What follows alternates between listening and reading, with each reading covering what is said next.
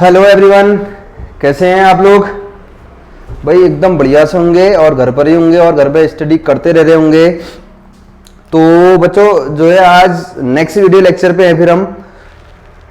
तो इस video lecture में भाई ये बहुत आसान होने वाला है, बहुत आसान और मजेदार भी है।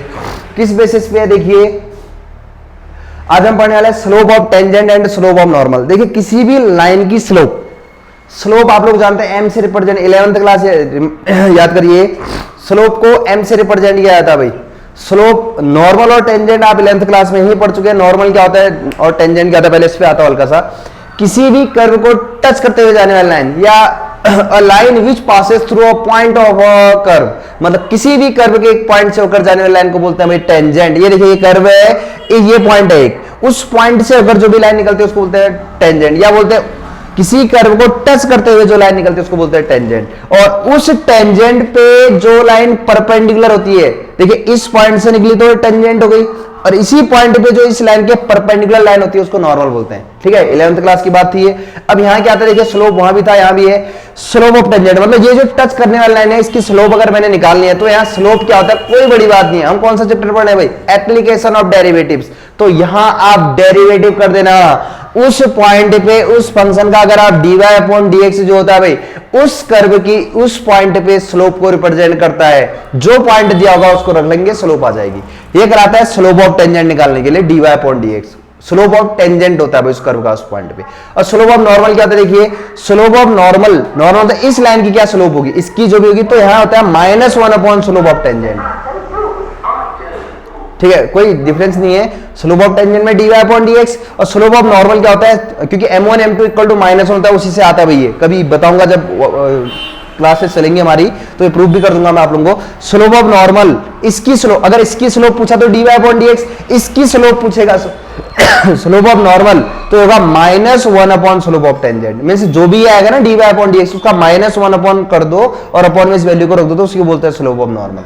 तो इस चीजों को आप तब समझोगे जब आप क्वेश्चन करोगे। तो कुल मिला के मैं अगर आपको बताऊं तो स्लोप को आप लोग जानते हैं m कहते हैं, m equal to ten theta भी होता है, m इक्वल टू और भी होता है भाई y2 minus y1 upon x2 minus x1, और m इक्वल टू एक चीज और होता है, अब हम जानते हैं dy अपॉन dx से भी m को रिप्रेजेंट करता है। m means slope of tangent, किसी भी कर्व पे जो स्लोप होती है किसी लाइन की, टेंजेंट लाइन क्या स्लोप। तो देखिए एक क्वेश्चन लेते हैं, उससे समझते हैं। Find the slope of the tangent to the curve y equal to, ये इस कर्व की हमें स्लोप चाहिए भाई टेंजेंट की उस पॉइंट पर x इक्वल टू 4 पर। देखिए कैसे काम करना है बता रहे हैं आप लोगों को। गिवन फंक्शन को सबसे पहले आप लिख लें, given function is fx equal to है भाई 3x की पावर 4 माइनस 4x, ये हमारा गिवन फंक्शन है। इसे इक्वेशन 1 दे देना आप लोगों ने। ठीक है, आपसे बोला इस फंक्शन का क्या निकालिए भाई, इस फंक्शन का निकालिए बोल रहा है स्लोप। तो स्लोप कोई बड़ी बात नहीं है, अच्छा fx से नहीं तो y इक्वल टू कोई बात नहीं। स्लोप क्या होता है बता दिया, स्लोप को dy अपॉन dx से भी बोलते हैं भाई स्लोप को। तो इसका डिफरेंशियल करिए आप, y का डेरिवेटिव भाई dy अपॉन dx तभी तो आएगा, यही तो स्लोप है। तो डेरिवेटिव करता भाई 3x की पावर 4 का क्या होगा, 4 आगे आएगा, 4 3 जा 12 x की पावर 3, ये आगे आता है, एक पावर कम हो जाती है, देखिए 3 हो गई पावर, -4x का डेरिवेटिव 1 होता है। आगे dy अपॉन dx, यही तो स्लोप है। dy अपॉन dx किस पॉइंट पे बोला गया उसको रख देना, एट x इक्वल टू 4 का गया। देखिए आप x की जगह 4 पुट करोगे, x की जगह 4 पुट करिए भाई, 12 इंटू 4 का क्यूब -4, तो इसको कैलकुलेट कर लीजिए कितना हुआ, 12 इंटू 64 -4, जो भी आया कैलकुलेट कर लेंगे अब आप लोग। तो ये क्या है भाई, dy अपॉन dx ही होता है slope of tangent, slope of tangent. ये तरीका होता है भाई स्लोप निकालने का, क्योंकि हम डिफरेंशियल चैप्टर पढ़ रहे हैं तो डिफरेंशियल ही स्लोप को रिप्रेजेंट करता है। क्या क्या देखिए स्लोप निकालगा, स्लोप ऑफ टेंजेंट का क्या है, ठीक है टेंजेंट की स्लोप, तो dy अपॉन dx होता है, तो इसका डेरिवेटिव किया, जिस पॉइंट पे कहा था उस पॉइंट को मैंने पुट कर दिया, तो आंसर आ गया हमारे पास। ठीक हो गया भाई। तो एक और एग्जांपल लेते हैं, इसको कैलकुलेट कर लेना आप लोग। नेक्स्ट है भाई find the slope of the curve y equal to, ये भाई हमारे पास curve x -1 upon x -2 at x equal to 10, x -1 upon x -2 at x equal to 10 means x equal to 10 पे इस फंक्शन की आपने स्लोप निकालनी है, और कह रहा है x is not equal to 2, x की वैल्यू 2 नहीं हो सकती। बोला क्यों, if x equal to then function can not defined. x की जगह अगर आप 2 पुट कर देते हैं, 2 - 2 0 भाई, 0 इन्फिनिटी हो जाएगा, तो एग्जिस्ट ही नहीं करेगा। तो ये हमारा फंक्शन है y equal to x -1 upon x -2 at x equal to 10 पे स्लोप ऑफ टेंजेंट निकालिए बोल रहा है। ठीक है, आंसर की ओर आते हैं। गिवन फंक्शन लिख लेते हैं पहले, y इक्वल टू है भाई x minus 1 upon x minus 2, this equation number first. Now differentiating this equation. Okay, तो चलिए भाई डिफरेंशिएशन करते हैं. That means dy upon dx is there. भाई डिफरेंशियल करोगे डिवाइड में तो डिवाइड रूल लगेगा डेरिवेटिव का. नीचे वाले फंक्शन का स्क्वायर भाई, फिर आएगा नीचे वाला फंक्शन x माइनस 2 माइनस ऊपर वाला का डेरिवेटिव 1 आना है, माइनस ऊपर वाला फंक्शन नीचे का डेरिवेटिव भाई x माइनस 2 का x का 1 होता है, 2 का 0. तो ये आगे कैलकुलेट करके x minus 2 minus x plus 1 upon x minus 2 का होल स्क्वायर. तो आ गया भाई dy अपॉन dx मेरे पास कितना आ गया, ये आ गया. कुल मिला के बताओ तो आगे लिख रहा हूँ, x से x कैंसिल हो गया, minus 2 plus 1 minus 1 upon x minus 2 का होल स्क्वायर. ये तो आ गया dy अपॉन dx. अब हमें क्या क्या देखिए, find the slope of tangent. यही तो होती है slope of tangent at x equal to 10. That means x यहाँ पुट करने वाले हैं कितना, 10 पुट करिए. माइनस 1 अपॉन एक्स या 10 भाई, 10 माइनस 2 का होल स्क्वायर. तो माइनस 1 अपॉन 10 माइनस 2 कितना, 8, 8 का square 64. This is the slope of tangent. Slope of tangent ये आ गई भाई कितना, माइनस 1 अपॉन 64. तो जो भी dy अपॉन dx आता है वही कहलाती है स्लोप ऑफ टेंजेंट. अगर मैं यहीं पे बोलूँ आपसे बोलता स्लोप ऑफ नॉर्मल क्या है, तो यहीं पे बता दे रहा हूँ. देखिए अलग से बता रहा हूँ, स्लोप ऑफ नॉर्मल अगर पूछ देता, नेक्स्ट क्वेश्चन करते हैं नॉर्मल वाला, तो minus 1 upon slope of tangent होता है. देखिए स्लोप ऑफ नॉर्मल अगर पूछता अलग से कर रहा है तो minus 1 upon slope of tangent जो भी है, स्लोप ऑफ नॉर्मल इक्वल होता है minus 1 upon slope of tangent. Slope of normal equal to minus 1 upon slope of tangent. तो स्लोप ऑफ टेंजेंट कितना है, ये तो है स्लोप ऑफ टेंजेंट. ये टेंजेंट की स्लोप होती है. मतलब अगर मैं बोलता हूँ कोई कर्व है ना, ये जो टच करने वाली लाइन की स्लोप बोलो तो ये होती है. और इसके नॉर्मल की स्लोप अगर पूछता है तो माइनस 1 अपॉन इस वैल्यू को रख दो, जो भी इसकी जो स्लोप है माइनस 1 अपॉन ये होता है. तो माइनस 1 अपॉन ये रखोगे, माइनस 1 अपॉन 64, माइनस से माइनस कैंसिल, 64 ऊपर तो स्लोप, ये नॉर्मल की स्लोप 64 होती है. ठीक है, तो एक प्रैक्टिस किया था. चलिए अब नॉर्मल वाला ही क्वेश्चन लेके आता हूँ आप लोगों के बीच में, जिसमें नॉर्मल की भी स्लोप पूछा गया है और टेंजेंट की भी. ये भाई question, find the slope of tangent and normal है. ठीक है, ये भी लिख रहा हूं मैं, and normal to the curve. ये भाई curve to the curve y equal to x cube minus x plus 1, y equal to x cube minus x plus 1, y equal to x cube minus x plus 1 at the point whose x coordinate is 2. Simple है भी, eight the point, wording में लिखा है बस, whose x coordinate is, x coordinate is minus 1. ये कहना चाह रहा है एक्स कोऑर्डिनेट मींस एक्स की वैल्यू माइनस 1 है कहना चाह रहा है. Whose x coordinate is, sorry minus 1 नहीं है, हुज एक्स कोऑर्डिनेट इज 2 कह रहा है. ये हमारा क्वेश्चन है. ठीक है, क्या है अभी देखिए दोनों चीजें. अभी स्लोप ऑफ टेंजेंट निकालिए dy अपॉन dx और स्लोप ऑफ नॉर्मल हो ये. ठीक है, फिर लिख रहा हूं यहाँ पे स्लोप ऑफ टेंजेंट क्या होता है, मिटा दिया मैंने. कभी भी आपसे पूछता है किसी कर्व की स्लोप ऑफ टेंजेंट क्या है तो dy अपॉन dx है भैया. डिफरेंशियल चैप्टर पढ़ने होगा भाई. तो चलिए शुरुआत करते हैं. फिर find the slope of tangent and slope of normal कह रहा है, तो y इक्वल टू कहूँ तो ये है भाई गिवन कर्व. गिवन कर्व जो मेरे पास है y इक्वल टू है भाई x cube minus x plus 1. ये होगी question number first. Slope of tangent क्या होता है आप लोग जानते हैं, dy अपॉन dx. इसका डेरिवेटिव करिए 3x स्क्वायर माइनस 1, x का डेरिवेटिव 1 होता है और 1 का 0 हो गया. ठीक है, तो यही तो है हमारा आंसर. तो dy अपॉन dx किस पॉइंट पे बोल रहा है, whose x coordinate is 2. That means x या आप 2 पुट करने वाले. करिए 3 इंटू 2 का स्क्वायर हो जाएगा माइनस 1, 2 का स्क्वायर 4, 4 3 जा 12, 12 माइनस 1 11. यही है भाई, ये जो 11 आया मैं इसको अगर कहूँ तो ये है स्लोप ऑफ टेंजेंट है. एक बार तो आ गया. अब आपसे पूछा गया है स्लोप ऑफ नॉर्मल निकालो बोला गया है.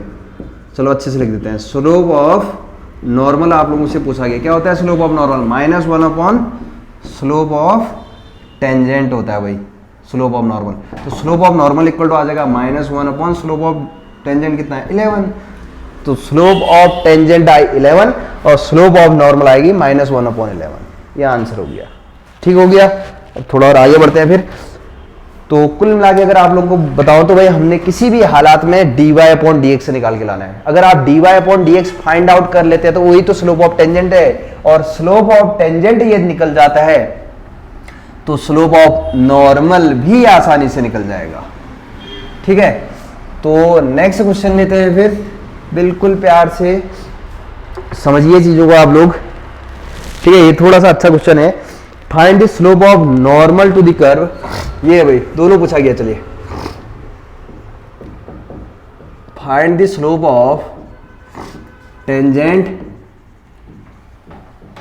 And normal of curve.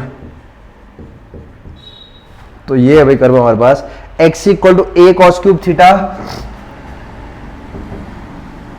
a cos cube theta comma y equal to है x equal to a cos cube theta comma y equal to a sin cube theta at theta equal to pi by 4, a sin cube theta at theta equal to pi by 4। देखिए, इस question को करने से पहले मैं एक चीज याद दिलाना चाहूंगा आप लोगों को, थोड़ा सा आज जुकाम लगा लग रहा है। तो देखिए,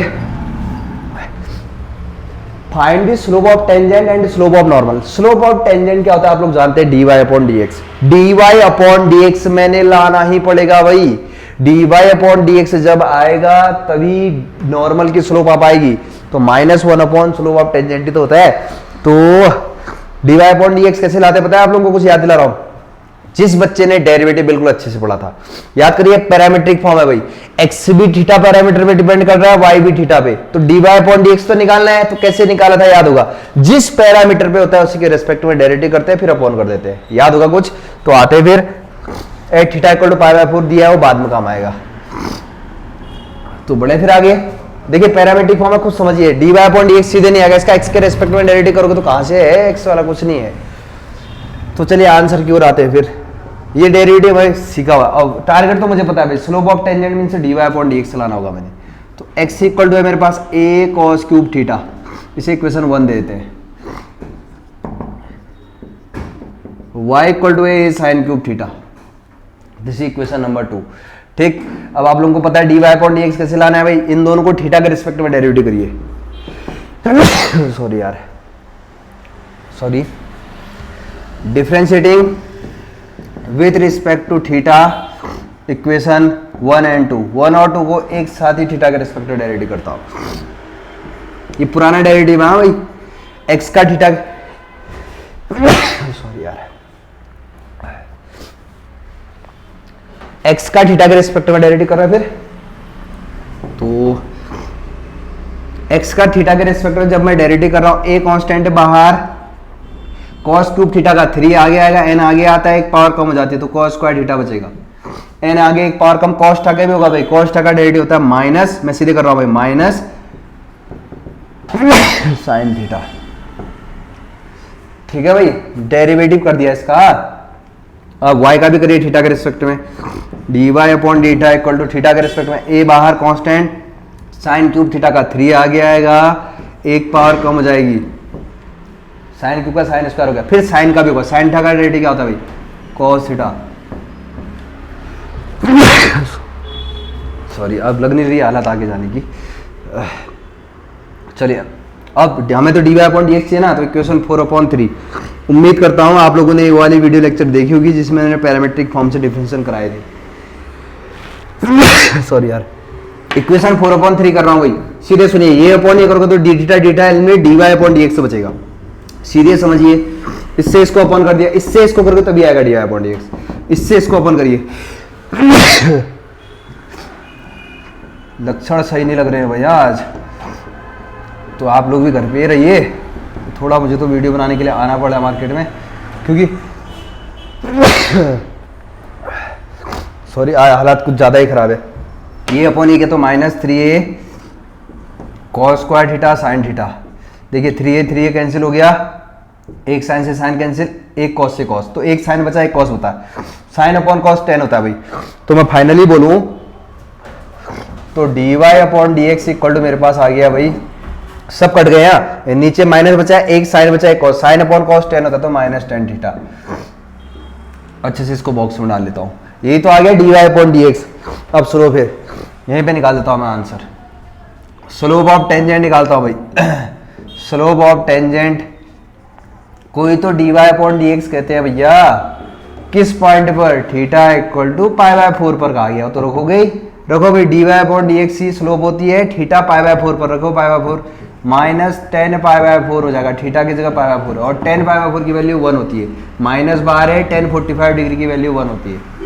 तो ये लो पहला आंसर भैया, स्लोप ऑफ टेंजेंट आ गई -1 और हमको चाहिए स्लोप ऑफ नॉर्मल भी। तो अब निकालते हैं, slope of normal equal to formula ये होता है -1 अपॉन स्लोप ऑफ टेंजेंट होता है। स्लोप ऑफ टेंजेंट आया है -1 अपॉन -1 प्लस 1। ये लो स्लोप ऑफ नॉर्मल भी आ गया। एक बार रिपीट कर दे रहा हूं, सुन लेना, बहुत सिंपल टॉपिक था आज का भी। आज हम भाई स्लोप के बारे में डिस्कस कर रहे थे, slope of tangent and slope of normal. Tangent a line which passes through a point of the curve is called tangent and a line which is perpendicular to normal is called normal. Sorry, a line which is perpendicular to tangent line is called normal. ठीक है, जो tangent line पे जो perpendicular line होती है उसी को बोला जाता है नॉर्मल। अब इनकी स्लोप निकालना है तो स्लोप 11th क्लास में tan theta y2 minus y1 upon x2 minus x1 होता था, m से रिप्रेजेंट करते थे। यहां क्या होता है स्लोप, dy अपॉन dx भी अपने आप में किसी कर्व के स्लोप को रिप्रेजेंट करता है उस पॉइंट पर। तो dy अपॉन dx जब भी निकल गया आपका उस पॉइंट पर, वही स्लोप ऑफ टेंजेंट है। नॉर्मल के लिए -1 अपॉन वो वैल्यू रख दो, नॉर्मल की स्लोप भी आती। तो ये क्वेश्चन थोड़ा सा अच्छा था। ऐसा एक और क्वेश्चन है, आप प्रैक्टिस करिए, find the slope of tangent का। तो जैसे ही find the slope of tangent मेरे को यहाँ पे एक लाइन दिखी हुई, तो मेरे दिमाग में ये आ गया था, मैंने dy अपॉन dx से निकालना है, वही होता है स्लोप ऑफ टेंजेंट। अगर वो आ जाएगा तो नॉर्मल की स्लोप भी अपने आप ही निकल के आ जाएगी। लेकिन यहां पे देखा मैंने of the curve x equal to दिया था और y इक्वल टू ये दिया था। अब यहां समझिए, dy अपॉन dx, जब y दिया होता तो आप सीधे डिफरेंशिएशन कर लेते फंक्शन का। अब यहां पैरामीट्रिक फॉर्म है, समझना पड़ता है क्वेश्चन को, x भी थीटा की फॉर्म में है, y भी। तो आपको मैंने बताया था जब पैरामीट्रिक फॉर्म में होता है तो डिफरेंस, यही ऐसे क्वेश्चन क्यों होंगे काफी, मैंने इनका डेरिवेटिव कर देना है, जो पैरामीटर है उसी के रिस्पेक्ट में। थीटा में था तो थीटा के रिस्पेक्ट में डेरिवेटिव किया, फिर इक्वेशन 4/3 क्यों किया, क्योंकि थीटा एलिमेंट होगा तो dy अपॉन dx तभी तो आएगा। अब जो dy अपॉन dx इतना आ गया तो यही तो चीज है काम की, dy अपॉन dx ही होता है भाई स्लोप ऑफ टेंजेंट। ठीक है, ये हमारा स्लोप ऑफ टेंजेंट था, पॉइंट दिया था थीटा इक्वल टू π/4, तो उसको रख दिया, तो स्लोप ऑफ टेंजेंट हमारे पास ये आ गया था, और स्लोप ऑफ नॉर्मल -1 अपॉन ये होता है। थोड़ा सा यहाँ पे साइन कर रहा होगा, कोई बात नहीं, इतना तो आप लोग जानते हैं। तो अब नेक्स्ट वीडियो लेक्चर पे और कुछ क्वेश्चंस कराऊंगा स्लोप ऑफ टेंजेंट और नॉर्मल के। तो फिलहाल आज इतना ही करते हैं, आज स्थिति भी ठीक नहीं लग रही है, तो आप लोग घर में प्रैक्टिस करते रहिए। उम्मीद कर रहा हूं आप कोशिश कर रहे होंगे, जब आप कोशिश करेंगे वही तभी आपको चीजें आ पाएंगी। जितना भी हमसे हो पा रहा है हम कोशिश कर रहे हैं, तो बाकी आप लोग भी करते रहिए। ठीक है, ओके, तो नेक्स्ट वीडियो लेक्चर में मिलते हैं फिर आप लोगों से। ठीक है, तो चलिए ठीक है।